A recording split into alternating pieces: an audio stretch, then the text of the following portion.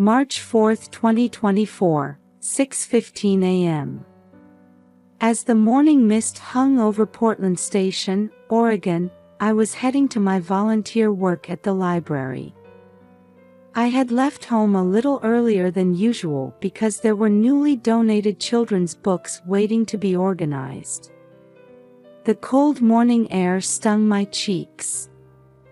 On my way to the station, I remembered what my husband used to say when he was a police officer: trust your instincts. That morning, there was an unsettling feeling in the air. The morning birdsong, usually audible, was strangely quiet. As I approached the platform, my eyes caught an odd shadow. It was too early for the morning commute rush. At the edge of the platform, a small figure was huddled, standing still. That's strange. I unconsciously stopped in my tracks. Over 30 years of teaching experience had honed my instincts for detecting when something was wrong with a child. A boy wearing a dirty gray hoodie. A body so thin it hurt to look at his back. Perhaps 10 years old. The cold March wind whipped at his worn jeans. His socks were full of holes, and his sneakers were worn down at the heels. As I got closer, my heart began to race. A familiar silhouette. But that was impossible. Because the boy in front of me had been officially declared dead a year ago, my grandson. Grandma. I'm hungry. My body froze at the thin voice. A familiar voice.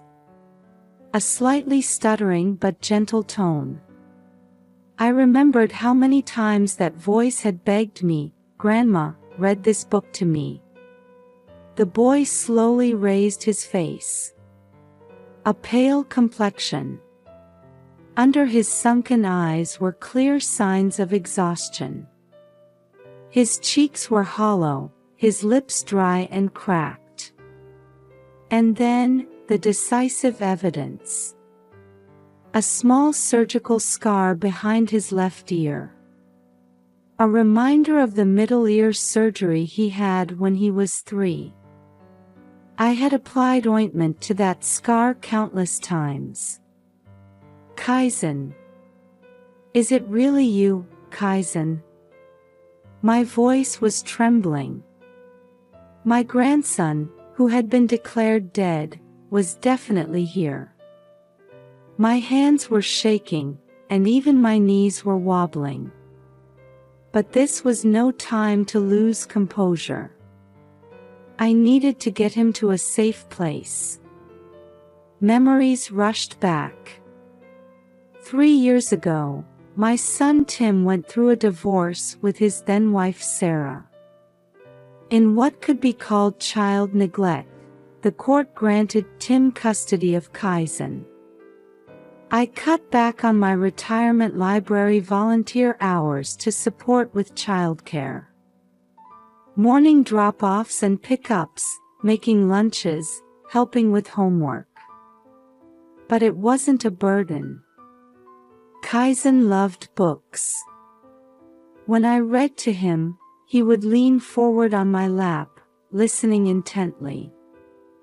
He never tired of dinosaur books in particular.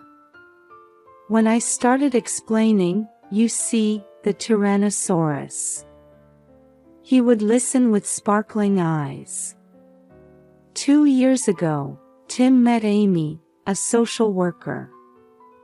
She had an 8-year-old son named Aiden. Intelligent and graceful Amy appeared before us like a savior. After marriage, she played the role of the perfect housewife, and both my son and I were touched by her efforts as a mother of 2 boys. But looking back, there were signs. Amy was overly eager to take photos of Kaizen. Especially that day at the Columbia River campsite, She kept taking pictures of Kaizen obsessively. "It's for growth records," she said. Her eyes were somewhat vacant then. In the evening, Kaizen disappeared, saying he was going to the bathroom. Sudden heavy rain. Desperate search. And 3 days later, death declaration without a body. Police processed it as an accidental death. The conclusion was that he had been swept away by the river. But my instincts told me differently. Amy's behavior was also strange. She showed no signs of distress. If anything, she was too calm. Without hesitation, I took Kaizen home. With trembling hands, I made warm stew and changed him into my late husband's old pajamas. When I helped him change, I noticed bruises on his back. Signs of abuse, perhaps. Kaizen silently spooned the food into his mouth. The scene was so surreal that I rubbed my eyes several times.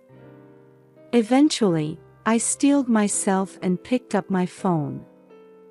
I dialed my son's number. After 3 rings, Tim answered.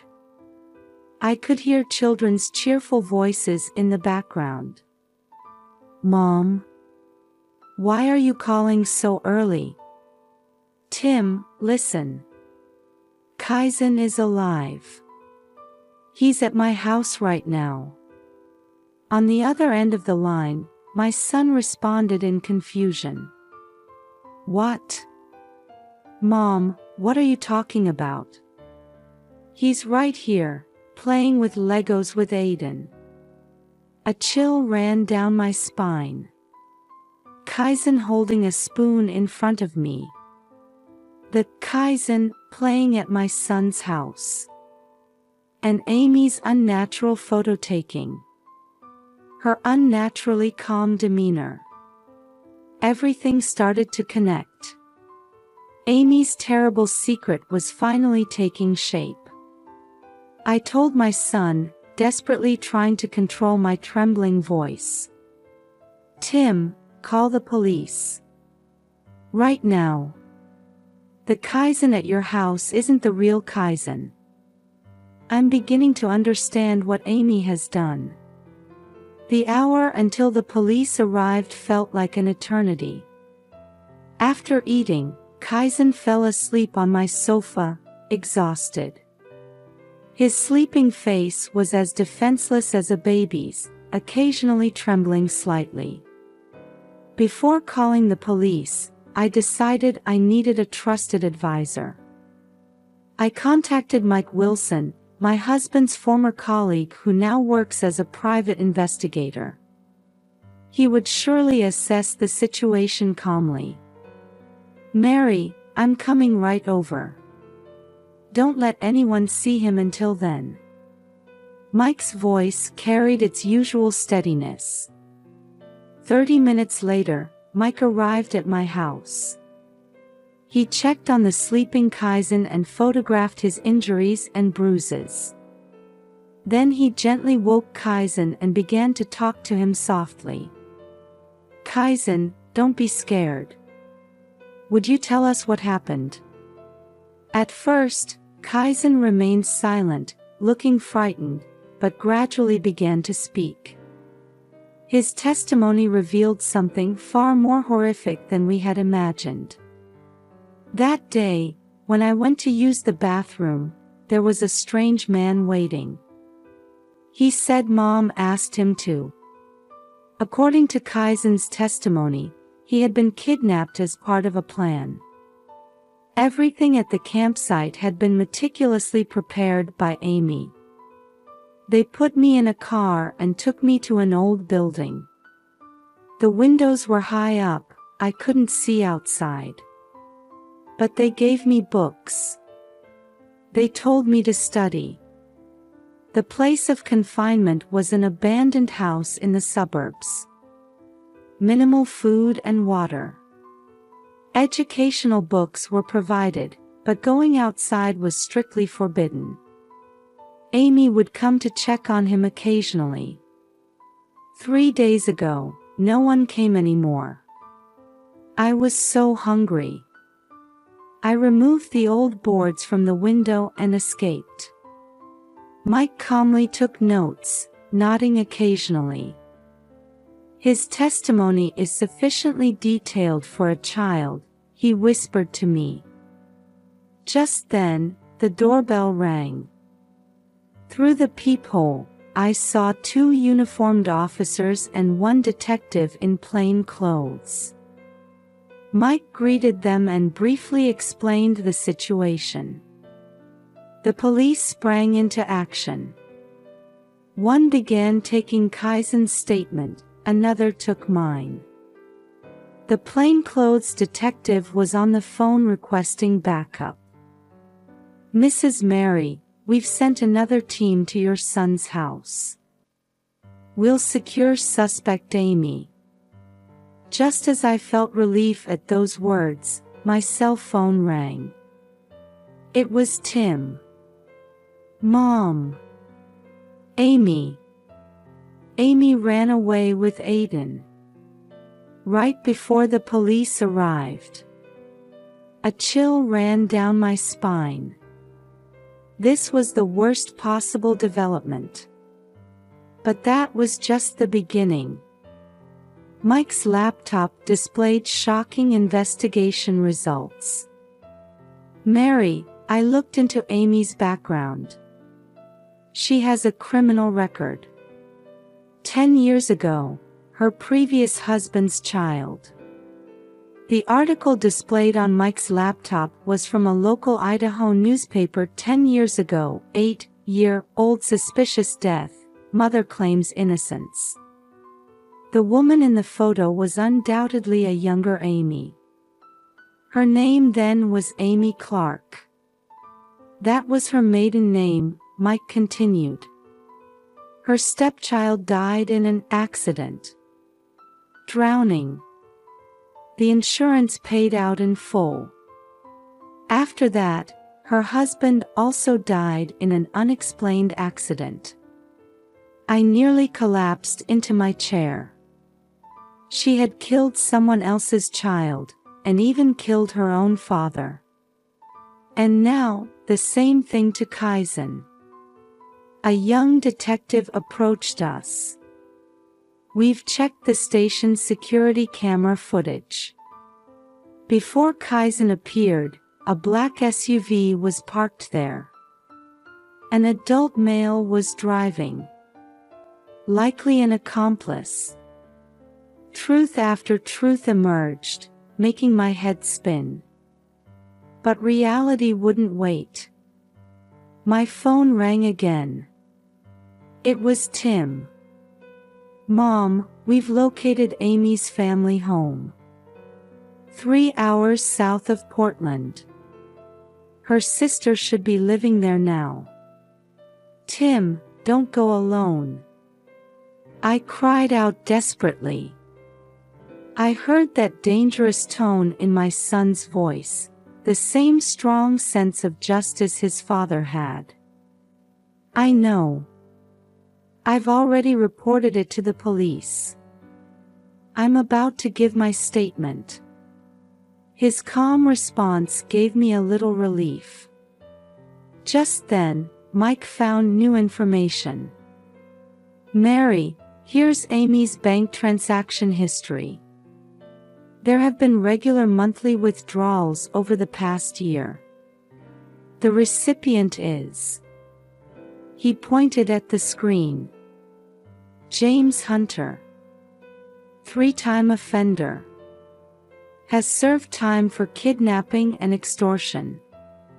He must be the man who helped with the confinement, I realized. As we dug deeper, Amy's plan became clear. She had prepared everything before the marriage. Purchasing the abandoned house. Contacting accomplices. Even preparing insurance claim documents. Look at these papers, the detective handed me a document.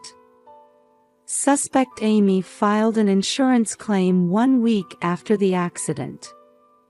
Usually, claims without a body take months to process. She had prepared remarkably detailed documentation. It's as if, yes, this is clearly a practiced method. Just then, the doorbell rang again. Mike checked the peephole and quickly opened the door. You must be Hunter. Give up. We've traced all your bank accounts. I held my breath. Standing at the door was the black SUV driver from the security camera footage. Amy's accomplice. The man raised his hands without resistance. I'll talk. I'll tell you everything, he said in a tired voice. That woman is insane. At first, I thought it was just insurance fraud. But it wasn't. She's collecting children. The room's atmosphere froze at those words. Aiden too. I mumbled. Aiden isn't her real child either. Hunter nodded heavily. 3 years ago, in winter. In Wyoming. Hunter's testimony revealed a truth far more horrific than we had imagined. Over the past 10 years, Amy had kidnapped at least 5 children. Her method was sophisticated, always combining death declarations with insurance fraud. She always targets wealthy single-parent families. Approaches them as a social worker, gets married, and then. The detective frowned while taking notes of Hunter's testimony. The children are confined and then transferred to other families, Hunter continued. Amy has clients. Wealthy couples struggling with infertility. They can't wait for legal adoption procedures. So. Wait, I was confused. Then, Aiden. He was the son of a Wyoming doctor. Michael Brown, who disappeared 3 years ago. Amy started raising him as Aiden. Memories flashed in my mind. Aiden being left-handed. The oddness Kaizen had pointed out several times. But in the photos, the child was right-handed. The police headquarters, which had become the investigation center, was being updated with new information by the minute. We've analyzed the surveillance camera footage, the young detective pointed to a large screen. Suspect Amy checked into a motel in Southern Oregon 3 hours ago. Aiden, no, Michael is with her. There are more accomplices, a veteran detective spread out a map. Bank transfer records over the past decade reveal at least 3 cooperating organizations. Creating forged birth certificates. Arranging fake adoptions. And money laundering. Suddenly, excitement swept through headquarters. Suspect vehicle spotted, the radio crackled. Heading south on Highway 5. A patrol officer identified it from a speeding violation. All units, form a perimeter, the commander shouted. Don't provoke them. There's a child in the vehicle. Tim and I watched intently as helicopter footage was displayed on the headquarters' large screen. Amy's white SUV weaved through traffic, pursued by police cars. Mom, Tim grabbed my hand. Amy completely fooled me. She seemed so gentle. Don't blame yourself, I placed my hand on my son's shoulder. We were all deceived by her. Suddenly, shocking footage appeared on the screen. Amy's car slammed on its brakes and pulled over to the shoulder. The driver's door opened, and Amy jumped out. In her hand was what appeared to be a gun. "Don't shoot," the commander yelled into the radio. "The child is." Then, an unexpected turn of events occurred. Aiden, no, Michael, leaped out of the passenger seat and tackled Amy. "Stop it!" The boy's cry was picked up by the patrol car's dash cam. "I don't want to lie anymore." The gun fell from Amy's hand. The tactical unit moved in unison. In the chaos, I thought I saw a look of relief on Michael's face on the screen. At the moment of arrest, Amy was laughing. I was just trying to give them happy lives. Rescuing them from unhappy homes. "Be quiet," I raised my voice unexpectedly. "You destroyed these children's lives, their parents' lives, our lives." July 2024. In the waiting room of St. Luke's Hospital's Child Psychiatry Department. I was waiting for Kaizen to come out of his session. Weekly counseling. 4 months had passed. "Grandma," Kaizen approached with a smile. His shoulders seemed a little more relaxed than before. "Today I talked about dinosaurs. The doctor didn't know about Pachycephalosaurus, so I taught her about it." I suppressed the urge to hug him. The therapist had told me, "Please respect the distance where his heart feels safe." That's wonderful. I'm sure the doctor learned something new. I smiled gently. "Your father's coming to pick us up. He should be here soon." The trial concluded a month ago. Amy received a 15-year prison sentence. More trials are pending. Her criminal organization was dismantled. Her accomplices were arrested one after another. What about Aiden? I mean, Michael? Kaizen asked. He has a psychological evaluation today. We can see him afterward. Michael Brown has reunited with his real parents. However, 3 years of memories don't fade easily. He still responds to the name Aiden. His real parents decided not to rush, choosing to wait for his heart to heal. The elevator opened, and Tim appeared. Sorry I'm late. The company meeting ran long. My son's face had changed. Gone was his former indecisive expression, replaced by the face of a responsible father. The divorce mediation was complete, and he now shares joint custody of Kaizen and Michael. Dad, are we still going to the park today?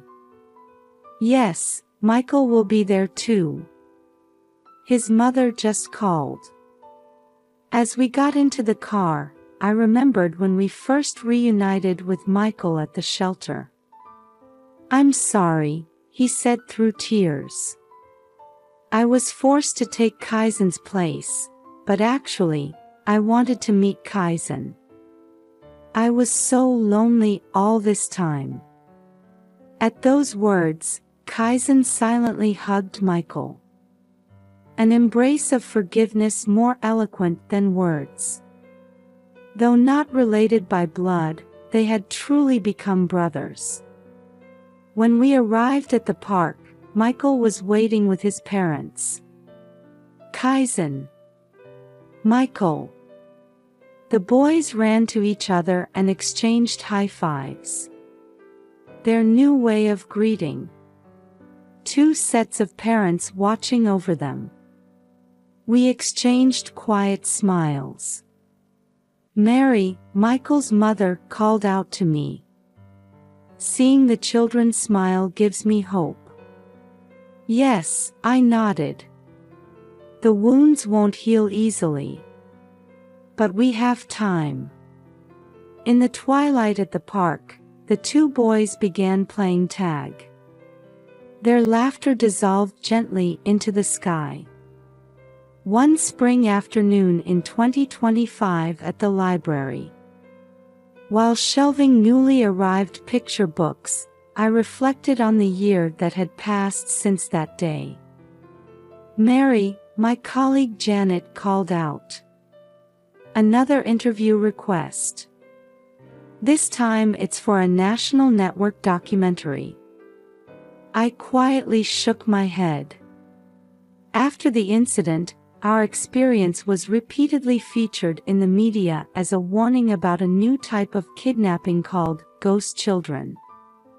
It led to the discovery of similar cases. Human trafficking disguised as adoption. Staged accidental deaths. Tragedies born from twisted love. I'll decline the interview. The children need a normal life now. From the library's large windows, I could see the schoolyard. Kaizen and Michael often stopped by after school.